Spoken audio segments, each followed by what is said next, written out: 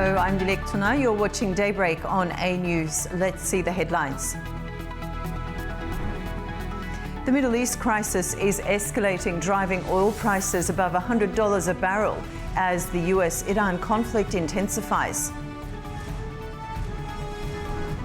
The Trump administration is imposing new tariffs on imports from 60 trading partners over forced labour concerns.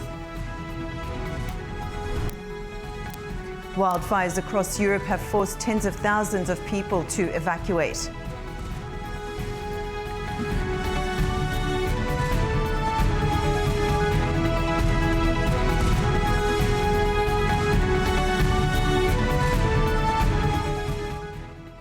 The Middle East crisis is deepening, shaking global markets and pushing oil prices above $100 a barrel for the first time in months. At the same time, the conflict between the United States and Iran is intensifying, with fresh strikes, rising casualties and new attacks spreading across the region. The United States has carried out a 13th straight night of strikes on Iran, according to U.S. Central Command. President Donald Trump recently announced an increase in military action and said more U.S. service members had been killed. On Thursday, Trump warned Iran and its Houthi allies of what he called major military punishment. The warning came after Houthi fighters attacked 2 Saudi oil tankers in the Red Sea, threatening another major shipping route in the Middle East. The growing conflict pushed Brent crude oil above $100 a barrel for the first time since May, with markets reacting to fears of a disruption to global energy supplies. Trump also said the United States would use Iranian money under Washington's control to pay for any damage caused to ships and cargo. Iran's foreign minister on Friday said if one country can confiscate another's assets, it creates, quote, an incendiary precedent. Meanwhile, Iran's health ministry said U.S. airstrikes since June 27th have killed 53 people and injured 592 others. Officials said more than 500 of the injured have been discharged from hospital, while 36 remain under treatment. Eyewitness video from the Shalamche border crossing with Iraq showed fires and damaged buildings after what Iranian officials described as a U.S. missile strike. Iranian state media reported 2 people were killed and 11 others were wounded. Iran's military also said it launched new drone attacks on 3 U.S. military bases in Kuwait, targeting ammunition depots, fuel storage sites and military supplies. And over in Iran, residents have been giving their reaction to the ongoing fighting. Anti-American sentiment is boiling over on the streets of Tehran as a fragile interim ceasefire with Washington unravels. I don't think there's any need for us to sit down for talks or compromise anymore. Let the Strait of Hormuz be closed, let Bab al-Mandab be closed, and let what the axis of resistance is doing continue. As diplomacy stalls, residents are warning that any US strike will ignite the entire region, directly placing neighbouring Arab states in the crosshairs. Every country in the region has infrastructure. The Arab countries must understand that if our infrastructure is struck, theirs will certainly be struck as well. The Arabs in the region will certainly suffer. Tehran residents insist Washington breached the 60-day understanding by enforcing new maritime corridors. Our understanding was that we would manage it for 60 days. When they created another corridor, they effectively violated the understanding. The world needs to understand that. As targeting civilian grids draws international warnings, the escalating standoff between Washington and Tehran threatens to turn the world's most vital oil choke point into an active war zone. The European Union has agreed on a new package of sanctions targeting Russian banks as the war in Ukraine continues. William Denslow is in Brussels with the latest. The European Union's top diplomat Kaja Kallas has described this as the largest sanctions package on Russia since its full-scale invasion of Ukraine 4 years ago. 218 listings are included in this package, ranging from entities from the banking and crypto sectors, as well as entities in the military-industrial base. Ursula von der Leyen, the European Commission President, also says that for the first time, vessels associated with assisting Russia's shadow fleet will also be included. Now, while much focus from European leaders is on what's in this sanctions package, there's plenty of controversy as to what is not included. This package was first tabled in early June. Since then, it's been subject to weeks of fierce diplomatic wrangling here in Brussels amongst the EU's 27 member states. Examples of what's not included in this package: a ban on Russian fisheries. This reportedly after it was blocked by the likes of Portugal and Germany. Perhaps most significantly is announcement that there has been a compromise when it comes to Greece's position and their veto, that they were unhappy with a ban on the transport of Russian LNG, liquefied natural gas, being shipped from Russia to third-party non-EU member states. Athens, as holding the largest commercial fleet, worried about the financial implications of such a move that was set to take effect in January 2027. Now, a compromise has been met, which means that with these exemptions, it means that LNG will allow to be shipped to these non-EU member states as long as contracts were concluded before the start of Russia's full-scale invasion of 2022. Significantly, what has been agreed as well is a price cap on Russian oil for another 12 months, keeping it at a base rate of $44 per barrel. Ursula von der Leyen says that is significant. It means, she says, that the Russian war machine won't benefit from any potential future oil market shocks. William Denslow for A News, Brussels. Kyrgyzstan says it has stabilised its fuel market after weeks of supply disruptions linked to Russia. But with the country still heavily dependent on imported fuel, officials are looking for new suppliers while investing in domestic refining. A News correspondent Fariza Kalimorzina reports. Fuel supplies in Kyrgyzstan have stabilized after weeks of shortages, with the government saying current reserves should be enough to meet demand until at least September. But that dependence remains one of the government's biggest challenges. Kyrgyzstan consumes around 1.6 million tons of petroleum products each year, with 90% imported from Russia. The country also relies on Russia for almost all of its petrol.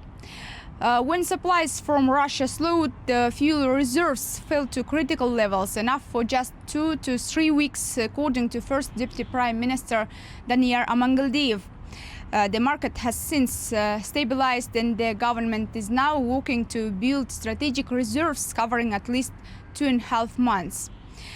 The disruption was driven by geopolitical tensions and Ukrainian strikes on Russian oil refineries, which reduced refining capacity. Officials say Moscow expects supply constraints to continue for another 1 to 2 months, but has reaffirmed its commitment to fulfilling existing supply agreements. With the uncertainty likely to persist, Bishkek has moved to diversify its fuel imports. The government has banned fuel exports, simplified road imports of petroleum products, and expanded cooperation with alternative suppliers.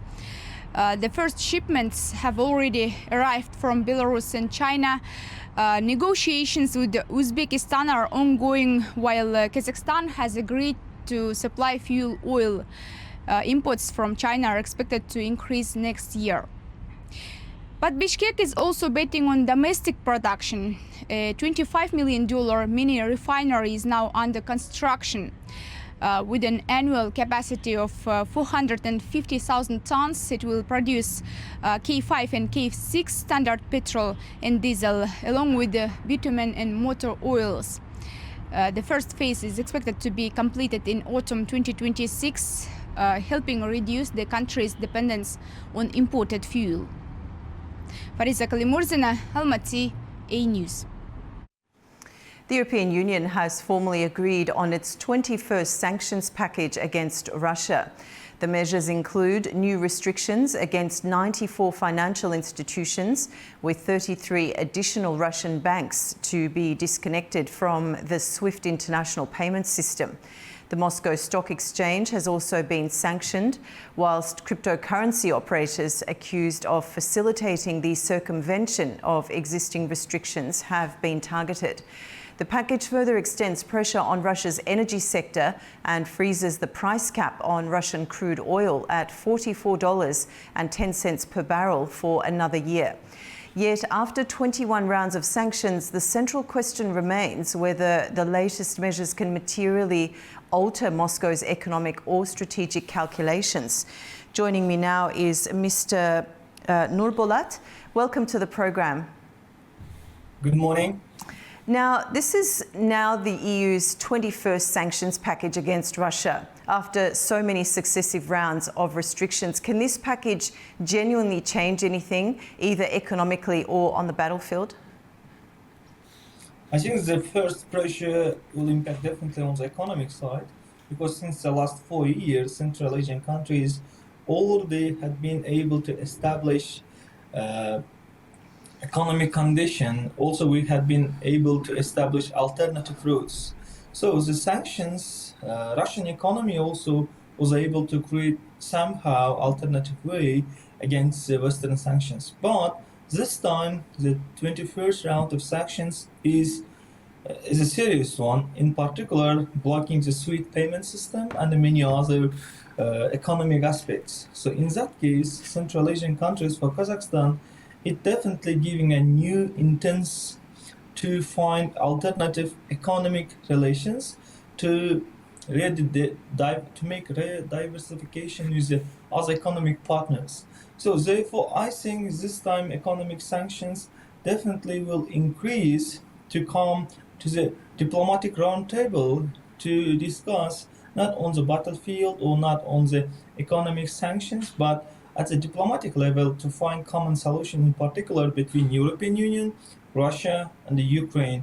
Otherwise, the consequences of the bilateral conflict between Ukraine and Russia is expanding, and the result is already seen in Central Asia and across the Eurasia in general. And Nurbolat, one of its most consequential provisions is the decision to freeze the price cap on Russian crude oil at $44.10 per barrel for another year. Now, how significantly could this constrain Russia's energy revenues, and how much will depend upon the EU's ability to enforce the cap and restrict circumvention through the so-called shadow fleet? That's a very interesting question, first of all, because in the last couple of weeks, we see how in Russian market was a shock, and among the ordinary people, there was a conflict to getting diesels for the cars, vehicles. So therefore, the second aspect is the oil economy is one of the main sectors in Russia, which is helping and making even stronger Russian's economy. So therefore, freezing the price for the next year, definitely it will be serious attack on the Russian economy, and definitely it will make to think again to what extent is efficient to continue this useless war.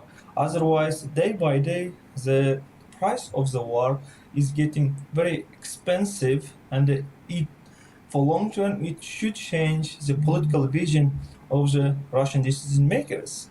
But for otherwise, we should make sure how the Russian side is tackling with the sanction issues, because there was, like you mentioned it, the alternative routes and some black markets. But I think now is already time to make even stronger those pressure in order to bring to the diplomatic tables, to find diplomatic solutions. So all those new measures by the Brussels, by the European Union, it needs sustainability, it needs for longer term, because if we compare what happened in the last 4 years, usually Western sanctions was very shortly, it was directed to specific projects, specific companies. But now I think the European Union also understood very well the sanctions should be sustainable for long term and complex. Otherwise, economic restriction will not be able to change the political decisions. So say for this time's new wave of sanction, let's say, it definitely by the September, from my point of view, it will some serious impact to think again to what extent to continue these conflicts between Ukraine and Russia. Okay. And Nurbulat, another area of interest here is US Secretary of State Marco Rubio has met Russian Foreign Minister Sergei Lavrov, with both sides once again referring to the possibility of a political and diplomatic settlement.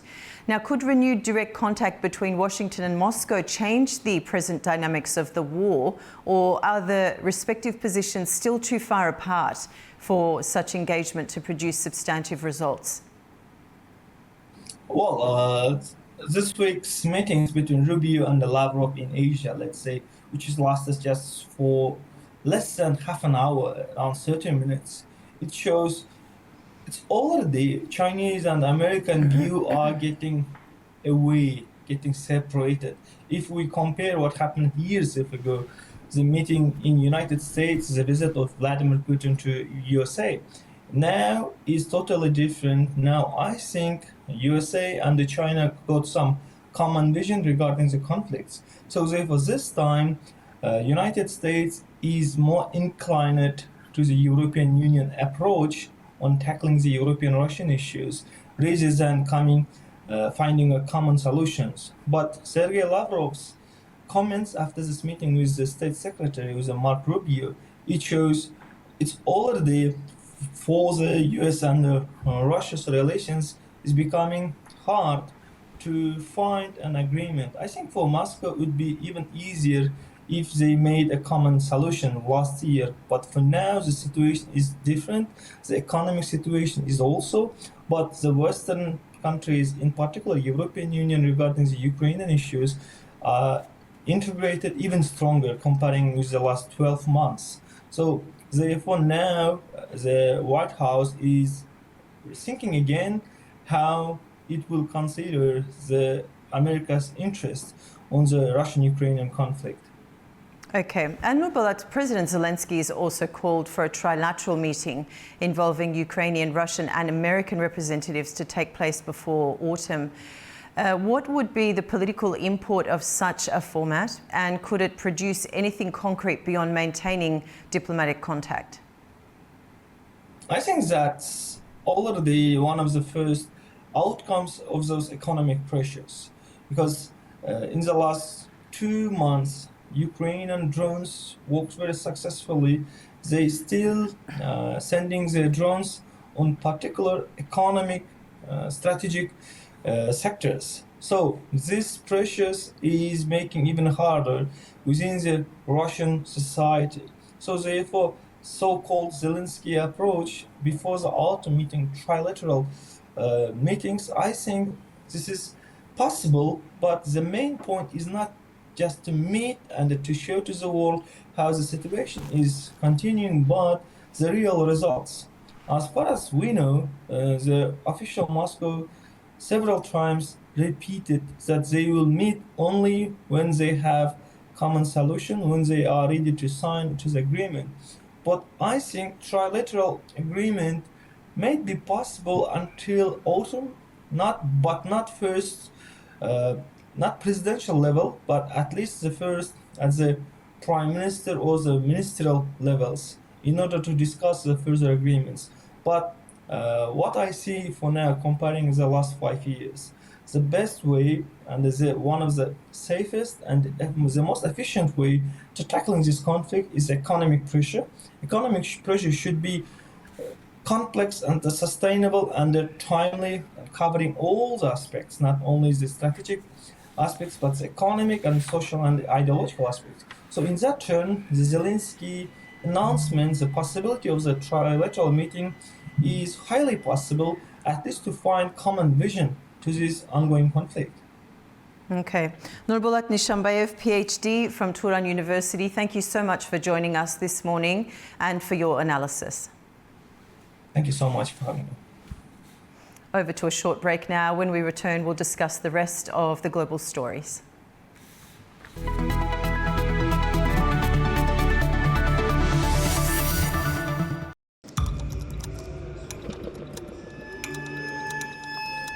Inside Politics delves deeply into the heart of global issues shaping our world today.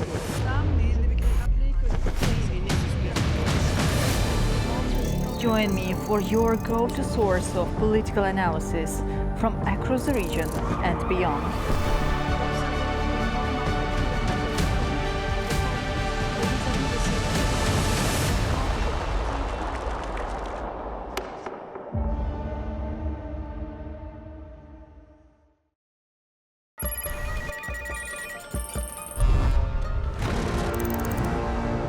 On World Business, we meet the boardroom leaders making market-moving decisions.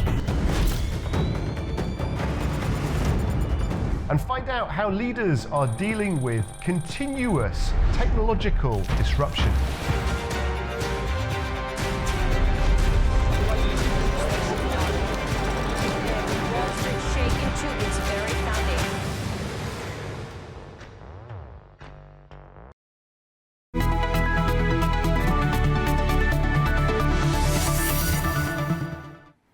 Welcome back. You're watching Daybreak. Now let's have a look at the rest of the global stories.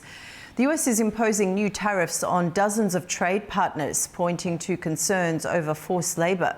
The move is expected to affect global trade. The Trump administration's new tariffs have triggered criticism from several US allies. The Trump administration will impose new tariffs of 10% or 12.5% on goods from 60 trading partners, including the European Union, starting Friday. The new measures come as a temporary 10% global tariff expires.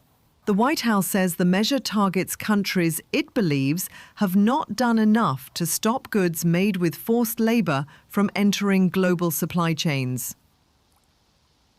The move is seen as Trump's effort to restore broad tariffs after the U.S. Supreme Court ruled in February that earlier reciprocal tariffs could not be enforced using emergency powers. According to official documents, the new tariffs will apply to about 99% of U.S. imports.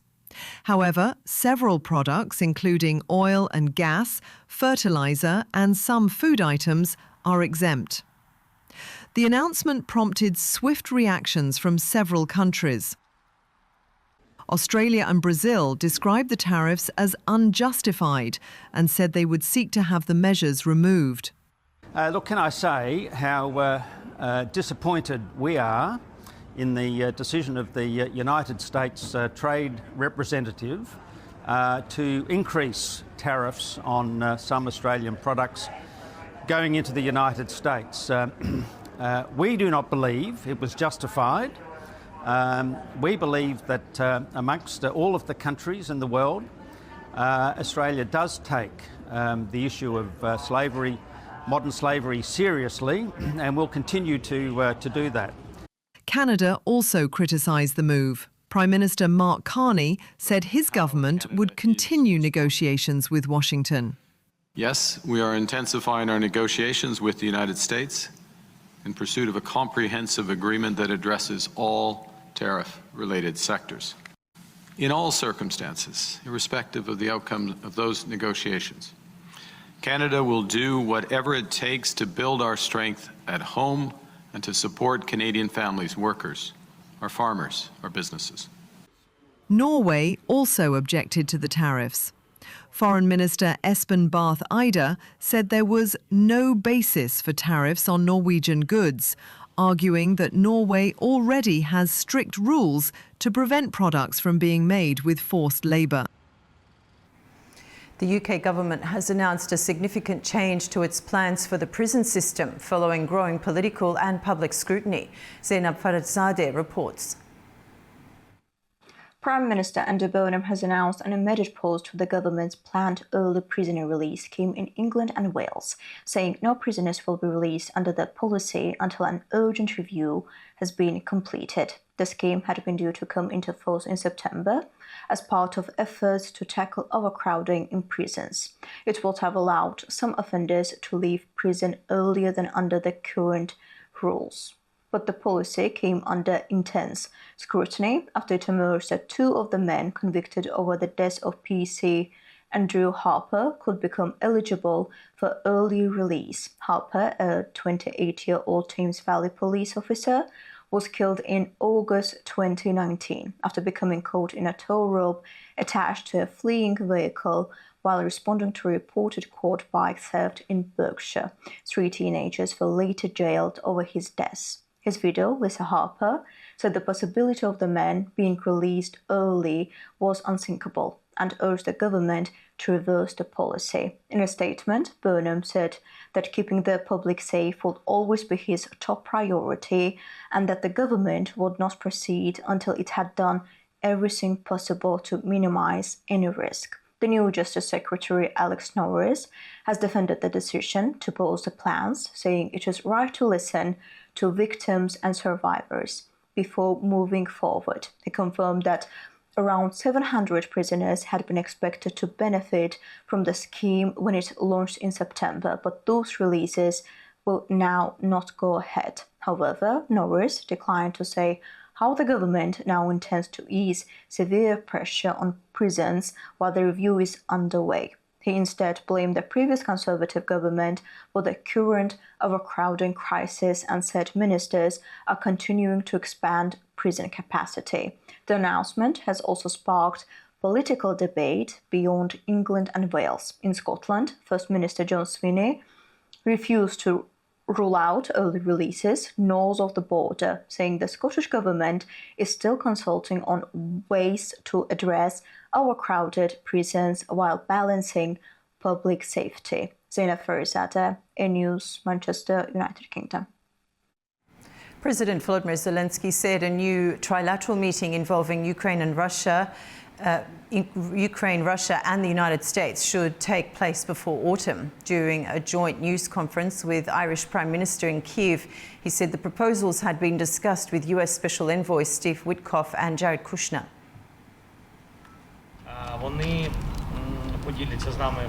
They will share their ideas with us. We will have a meeting. I think they want to share their ideas with us and the Russians. I don't know yet when this meeting will take place. I think that most likely we can have a meeting in the United States of America, with the Americans, of course. Russia says its forces have captured the settlement of Belitskoye in Ukraine's Donetsk region, while continuing strikes on Ukrainian military facilities and infrastructure. The Russian Defense Ministry says it targeted drone production sites, fuel facilities, and port infrastructure in Odessa. Ukraine has rejected Russia's battlefield advances and say its forces repelled attacks in several directions. The Ukrainian military also reported more than 260 clashes along the front line over the past day, saying it struck Russian troop positions and military targets. Kyiv also says it intercepted many of more than 100 Russian drones and missiles launched in overnight attacks. Russian Foreign Minister Sergei Lavrov has told his counterpart, U.S. Secretary of State Marco Rubio, that continued Western weapons deliveries to Ukraine are unacceptable to Moscow. The two met on the sidelines of ASEAN talks in Manila. The meeting lasted around 40 minutes and centered on efforts to end the war in Ukraine. According to Russian media, Lavrov reaffirmed Moscow's support for proposals discussed during the Alaska negotiations.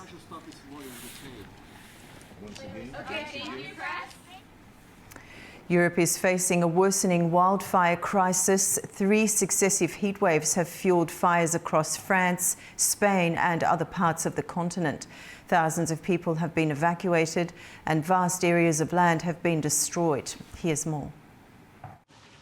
More than 10,000 people have been evacuated from homes and campsites in southwestern France as a fast-moving wildfire spreads near the Atlantic coast.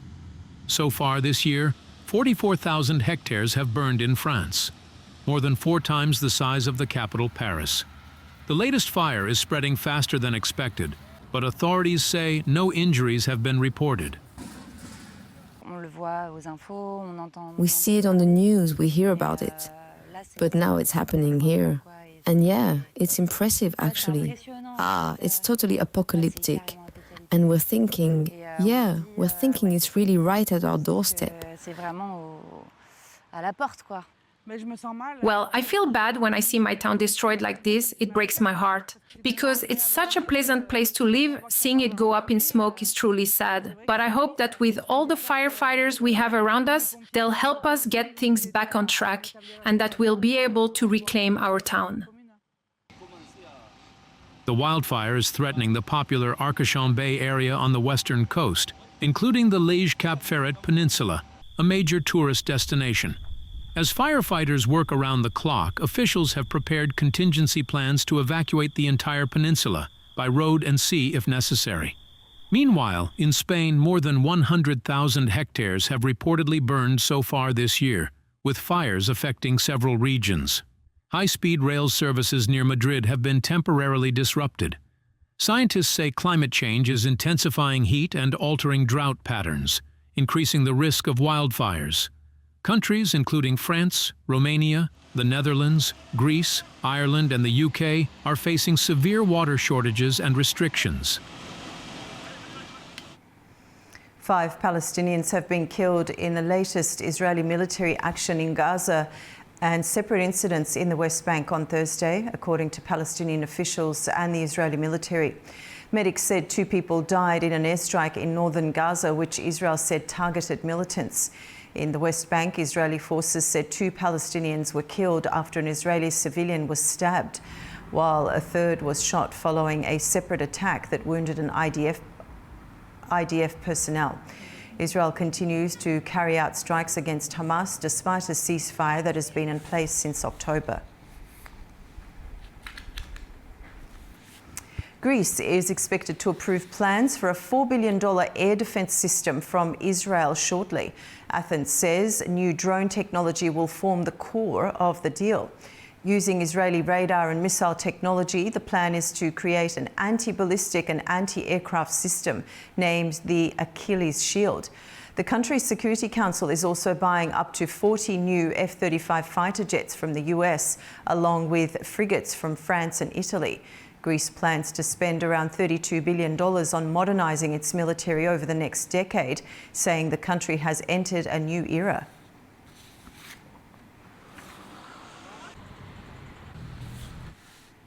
The World Bank says a prolonged conflict between the United States and Iran could have consequences far beyond the region. It warns the economic fallout could hit global growth, drive up prices, and increase pressure on heavily indebted countries. The worsening conflict between the United States and Iran has brought the World Bank's worst-case global economic scenario close to becoming reality. The bank's chief economist, Indamit Gill, says if hostilities continue for 6 months or more, global economic growth could slow to just 1.3% this year as inflation and interest rates rise. During a media interview on Wednesday, Gill said the World Bank's June economic forecast modelled 3 scenarios because of the high level of uncertainty surrounding the conflict. He said the worst-case scenario has already come close to materialising. Under that scenario, global headline inflation would reach 4.5% this year.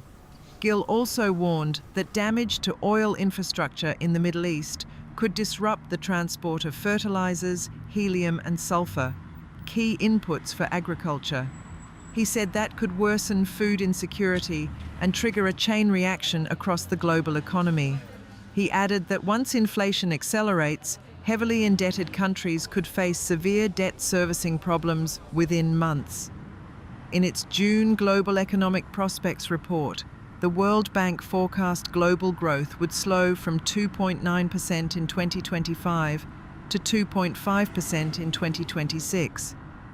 But it cautioned that if the conflict between the United States and Iran deteriorates further, global growth could slide to 1.3%. US President Donald Trump is supposedly backing FIFA President Gianni Infantino as a potential candidate to become the next Secretary General of the United Nations. The next UN Secretary General is due to be elected this year after Antonio Guterres steps down at the end of December. It remains unclear whether Infantino is interested in the role or whether Trump has formally discussed the possibility with him. Since returning to the White House in January 2025, Trump has repeatedly criticised what he sees as the UN's failure to mediate major conflicts and has reduced US funding and withdrawn from several of its agencies. I don't know if he and the president have discussed that. I haven't been present for all their conversations. I know they speak quite frequently, and the president has a lot of respect for Gianni and what he has done with FIFA. As we all just saw, the World Cup was a tremendous success here at home. It not only was hugely beneficial to our businesses and our local economies across the country, but I think it showed that America is the greatest country on earth, and the president is grateful to Gianni for all of the efforts that he had to make that dream a reality here in the United States. A weather front has killed 13 people and left 4 missing in central Chile, while flooding and damage have caused widespread water outages and road closures. Authorities declared a state of catastrophe in the Coquimbo region and northern Huaso province, with water trucks being deployed to affected communities. A new weather front is expected to bring further snowfall in mountainous areas, although forecasters say associated rainfall should remain within normal levels. At least 40 people have died after heavy rains triggered severe flooding in India's northeastern state of Assam. Officials say another 70 to 80 people are still missing as floodwaters spread across several districts, damaging homes and disrupting daily life. Overall, more than 650,000 people have been affected by the flooding in 11 districts of Assam, according to the State Disaster Management Authority. Flooding has also affected other parts of India. Authorities say the floods were mainly caused by intense rainfall in neighbouring Nagaland between July 18th and 20th, which sent unusually high volumes of water into Assam's rivers.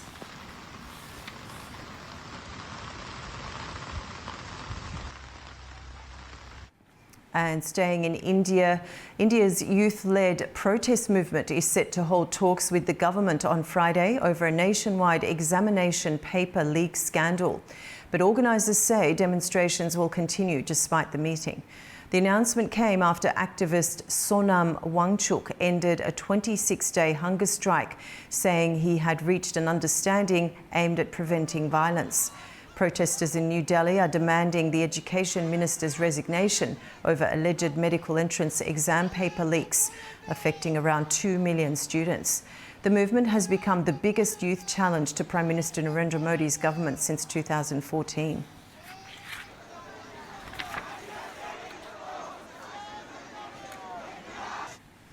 India has witnessed renewed protests in several parts of the country, with demonstrators voicing concerns over government policies and broader political issues.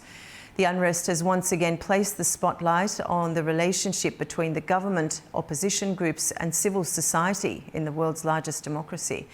As India continues to project itself as a major global economic and geopolitical power, questions are also being asked about how domestic political tensions could shape its governance, international image and long-term stability. Joining me now is Umesh Kumar Agarwal, founder and editor, India Chronicle, IN, geopolitical and geoeconomics analyst from Chennai, India. Umesh, thank you for joining us on the program today. Thank you very much. Now, as we said there, what began as an online joke has evolved into one of the most significant protest movements in India.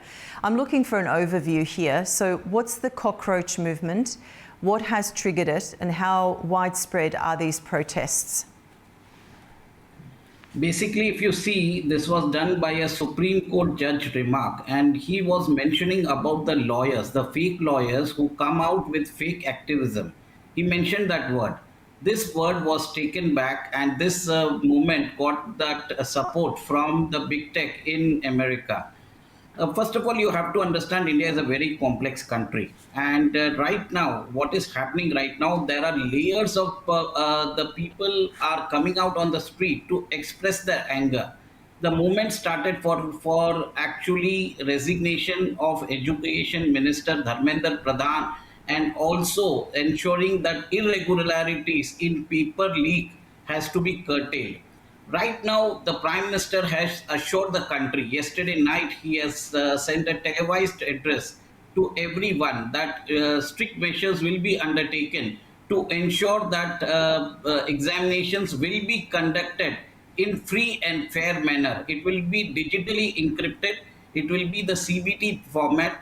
And what we are seeing right now is certain lobby groups who are benefiting due to the changes not being implemented. They are coming out.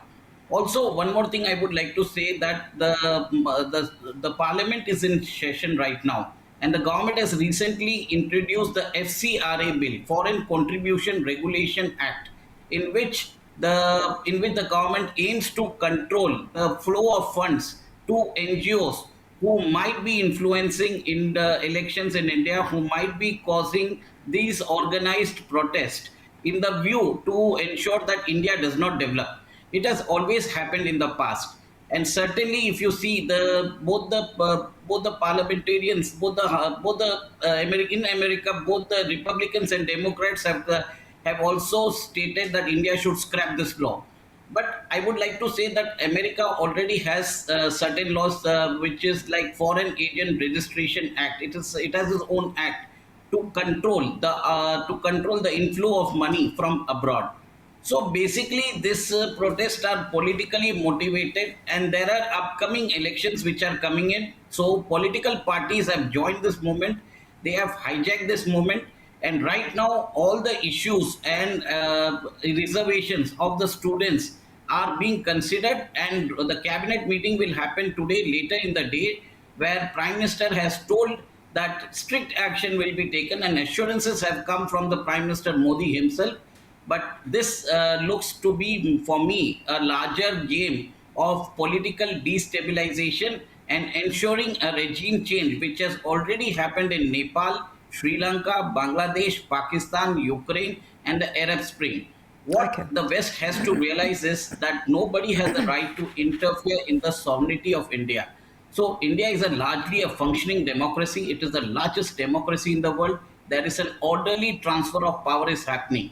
So such demonstrations are likely to cause problems, because what is happening is few thousands of supporters are coming out and they are creating ruckus. It has lost the, support of the people as well. Okay, Umesh, there are, however, competing narratives here. So opposition groups argue these demonstrations reflect growing frustration with the political establishment, whereas you say opposition parties have jumped on the bandwagon, using this to their advantage, while the government maintains it's implementing reforms in the national interest. Now, how should we understand these competing narratives? First of all, I would like to say the Narendra Modi government is in power for 12 years. There are expectations of the people. I think some expectations were not met, and it is a right in democracy to dissent, to oppose the government. The government has given the ample time, ample platform for students to actually express their dissent. They are being on the hunger strike for last 30 to 32 days. The government is in active consultations with them. Even if you see, not a single protester had died. There were thousands of people coming out. They came to the gates of the parliament. But what you have to applaud the Indian police, the Indian law enforcement agencies, they were just controlling the protesters. They had to resort to some sort of barricading and other things to ensure that law and order is maintained. Please understand, not a single protester died, and this is what the opposition party wanted. That one protester dies, and it is abroad the agencies were waiting to amplify this, to ensure that Modi ji becomes the fascist leader, and they were just waiting for one body. And right now, if you see, even the political parties are now being given the platform to express the dissent. Expressing dissent is a cardinal rule in democracy. The government has given ample platform. Even slurs were hurled at Prime Minister Modi ji. And in spite of that, the Modi ji had come on record and asked the protesters to kindly consider their reservations have been accommodated, and he is willing to listen, and he will be implementing broad-based measures. This is what I would say. Okay. India has become one of the world's fastest growing major economies. Could prolonged political unrest begin to affect investor confidence or economic momentum? Or would you say the economy is resilient enough to absorb such situations?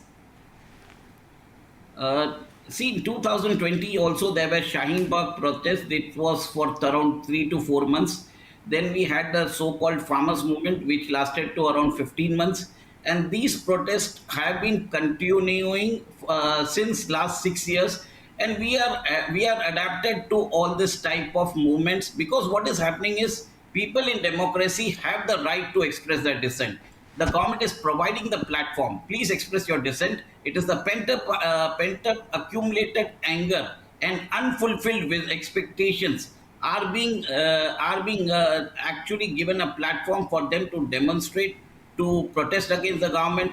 This is a healthy democracy, if you see. And the government is maintaining that thing that you can criticize the government, you can express your reservations, but the government will not allow another Nepal, Bangladesh, Sri Lanka, Ukraine, or Arab Spring to happen in India. The law and order will be maintained at any cost with minimum force. This is what the government is trying to send a message.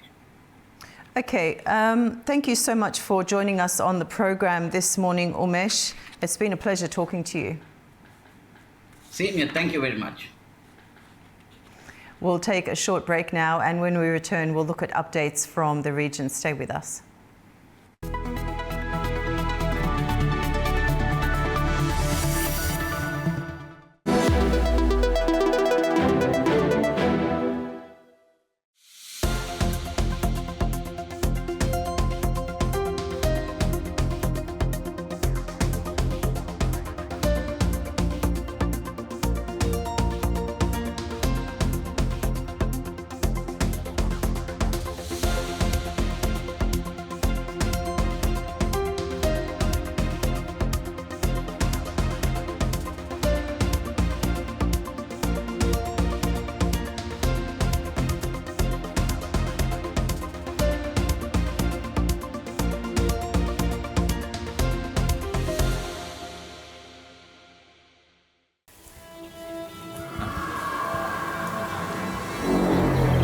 More than 20,000 partisan fighters have been hidden. We found only 3,000. My grandmother had 3 brothers. In the graveyard, the body of just one of them. Their struggle was very unequal and against a state that had defeated such a force as Nazi Germany.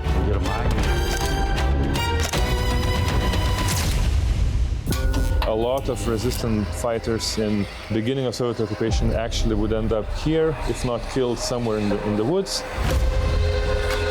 She was arrested at her home. Her 7-year-old daughter ran to her and screamed, "Mom, please take me with you." This record having the names of the individuals who were placed in the list of deportations. I was born in Kengia, in a labor camp. My mother was a partisan liaison. The first years were extremely difficult, of course. Poverty, hunger. The temperature sometimes dropped to minus 50 degrees.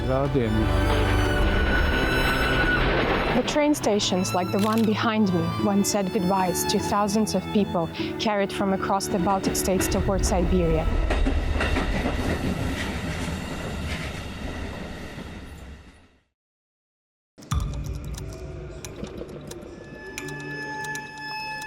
Inside Politics delves deeply into the heart of global issues shaping our world today.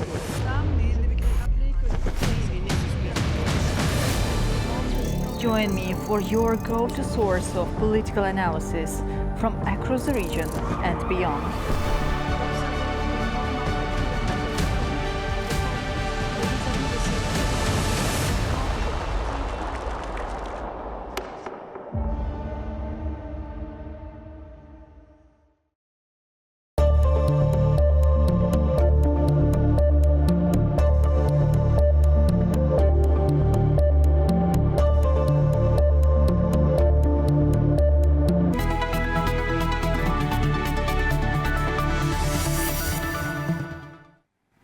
Welcome back. You're watching Daybreak. Let's continue with stories from the region. Iranian Foreign Minister Abbas Araghchi has arrived in Kyrgyzstan to attend the Shanghai Cooperation Organization's Council of Foreign Ministers. The two-day meeting brings together foreign ministers from the 10-member bloc, including Russia, China, Pakistan and Iran, with Russian Foreign Minister Sergei Lavrov also expected to take part, as regional security and cooperation remain high on the agenda. Pakistan has warned it could take action under international law if its maritime interests in the Red Sea are threatened. Mariam Zia has more from Islamabad. Pakistan has issued one of its strongest statements yet on the widening Middle East conflict. On Wednesday, the Foreign Office said any hostile act against Pakistani-flagged vessels or Pakistan's maritime interests would be considered a grave threat to national security. It added that Pakistan reserves the right to take all necessary measures, including lawful use of force, in line with the United Nations Charter and international law. The statement also condemned Houthi threats against Saudi Arabia and commercial shipping in the Red Sea. The warning comes days after Houthis announced a maritime embargo targeting Saudi Arabia. Pakistan's response is among the strongest issued by a non-Arab country since the threats emerged. On Thursday, Pakistan's Prime Minister Shehbaz Sharif spoke with Saudi Crown Prince Mohammed bin Salman on the phone, condemning the attacks in what he said were the strongest possible terms. He said the attacks violated international law, threatened freedom of navigation and commercial shipping, and reaffirmed Pakistan's complete solidarity with Saudi Arabia. He added that Pakistan, and I quote, stand firmly and resolutely with the Saudi leadership and the brotherly people of Kingdom at this critical time, unquote. The Prime Minister also said Pakistan would continue working closely with the Kingdom and international community to support regional security and the uninterrupted flow of lawful maritime commerce in the Red Sea and the Strait of Hormuz. For Pakistan, the stakes extend beyond diplomacy. The Bab al-Mandab Strait is a critical gateway for the country's trade and energy supplies, particularly after disruption to shipping through the Strait of Hormuz increased reliance on the Red Sea route for Saudi oil imports. A full closure of Bab al-Mandab could halt Saudi oil exports to Asia and reduce global oil supply by an estimated 7%. The warning signals that Islamabad now views security in the Red Sea as a direct strategic and economic interest, even though no Pakistani vessel has been targeted so far. Mariam Zia, A News, Islamabad. Turkey and Syria have pledged to increase bilateral trade volumes to $10 billion as economic ties between the two neighbours continue to deepen. It comes as Ankara seeks to position Turkish businesses in Syria's post-Assad economic recovery. Adam Morrow reports from Istanbul. Turkish Trade Minister Ömer Bolat says Turkey and Syria aim to increase bilateral trade to $10 billion as quickly as possible, as economic ties between the two neighbors continue to deepen. Bolat made the announcement after meeting Kutayba Bedoui, head of Syria's customs authority, on the sidelines of a trade and investment forum held at the Turkish Trade Ministry in Ankara. According to Bolat, bilateral trade reached a record $3.7 billion last year. The meeting reportedly focused on easing customs procedures, reviewing tariffs, accelerating work by a joint customs committee, and improving cooperation at border crossings. Ankara also wants to expand commercial activity across the entire Turkey-Syria border, with particular emphasis on the Gaziantep-Aleppo corridor, historically one of the region's most important trade routes. The push comes as Turkey seeks to play a leading role in Syria's economic recovery and reconstruction after years of conflict and political instability. Since the end of Assad's rule in late 2024, trade ties between the two countries have expanded rapidly, with steadily increasing border commerce, logistics, and investment activity. Turkish firms are also positioning themselves to take part in infrastructure, manufacturing, and energy projects in Syria as the latter looks to rebuild its shattered economy. For Ankara, closer economic integration is also viewed as a means of supporting regional stability and improving living conditions on both sides of the border. Bolat said that Turkey was working closely with the Syrian authorities to remove long-standing obstacles to trade and unlock what Ankara sees as significant untapped commercial potential. Reaching the $10 billion target would represent a major acceleration of bilateral economic ties and further cement Turkey's role as one of Syria's key trading partners. This is Adam Morrow for A News in Istanbul, Turkey. Azerbaijan's Karabakh and Bulgaria's CSKA Sofia played out a goalless draw in the first leg of their Champions League second qualifying round tie in Baku. For more, Katie Wilson. A frustrating night for Karabakh, who are behind me now, thanking their fans after a goalless draw against SCKA Sofia, a score that neither sides wanted to see on that scoreboard. Now, Karabakh dominated in terms of possession, in chances, especially in the second half, but they just could not translate that into a goal. Now, credit has to be due for Maciej Kahalski, who kept it relatively safe at his end, but this was a highly competitive game, and it's set to be a highly competitive away leg in Sofia. They're going to have to travel to Bulgaria next week, and it's set to be a very nervy 90 minutes. Here comes Karabakh's mascot, the Karabakh horse. He's happy. You're happy? Yeah? Oh. The mascot is happy, the mascot has faith, and I think so will Karabakh's fans, because remember that in their Champions League qualifying stages, they won all of their away games, so they've got experience of winning away, and that's not going to intimidate them. So, all eyes on Sofia next week, which is set to be quite a nervy 90 minutes, I would say. So how are you feeling? Probably not the score you were hoping for. It was a very tough game against very good team, so now it's 0-0, so we have next game. We have to prepare good and try to win there. In Sofia will be difficult, but we have to prepare and try to do it. The game was tough. They played very good. It was a good game. I feel like we can do much better, and I think that we have everything to win the second game. I think we need to improve our ball possession, because we always play good before with the ball. Like this element is our, I think, is good in our team, but today was not the best, and I think this is the most important to improve. Thank you for watching Daybreak. Stay tuned to A News for all the latest updates.